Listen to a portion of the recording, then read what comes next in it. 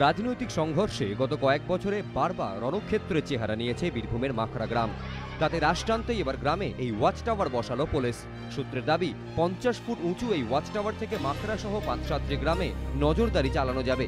এর মধ্যে রয়েছে চৌমণ্ডলপুর, রাঘাইপুর, উলুন্ডা, বেলপাতা গ্রামও। 2014 সাল থেকে তৃণমূল বিজেপি সংঘর্ষে দফায় দফায় অগ্নিগর্ভ হয়েছে মাখরা, চৌমণ্ডলপুরের মতো গ্রামগুলি।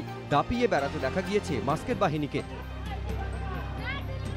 বোমা গুলির ধোঁয়ায় ঢেকেছে আকাশ। জারি হয়েছে 144 ধারা। আতঙ্কের চোটে গ্রাম ছেড়ে পালিয়েছে শয়ে শয়ে মানুষ। গ্রামবাসীদের দাবি, তারপর থেকে স্থায়ী পুলিশ ক্যাম্প বসলেও পরিস্থিতি পুরোপুরি স্বাভাবিক হয়নি। এই প্রেক্ষিতে পুলিশের ওয়াচ টাওয়ার তাদের মনে কিছুটা হলেও ভরসা জুগিয়েছে। এখানে বসানো হয়েছে, আমাদের গ্রামে ঝামেলা ঝঞ্ঝট হয়েছিল। এবারে বাইরের গ্রাম থেকে দুষ্কৃতী এসে আমাদের গ্রামের উপর প্রচন্ড অত্যাচার হয়েছিল। তার জন্য পুলিশ প্রশাসন একটা ব্যবস্থা নিয়েছে যে পুলিশ প্রশাসনের যদি একটা গার্ড থাকে তাহলে ঝামেলা ঝঞ্ঝট থেকে এই হবে। সম্প্রতি দুষ্কৃতী হামলা ঠেকাতে সিউড়ির কুকুরডিহি গ্রামে 19টি সিসিটিভি বসায় পুলিশ। তারপর নতুন করে কুকুরডিহিতে আর কোনো সংঘর্ষের ঘটনা ঘটেনি। এবার মাখরায় ওয়াচ টাওয়ার রাজনৈতিক সংঘর্ষে রুখতে কতটা কার্যকর হয় সেটাই দেখার। গোপাল চট্টোপাধ্যায়, এবিপি আনন্দ, বীরভূম।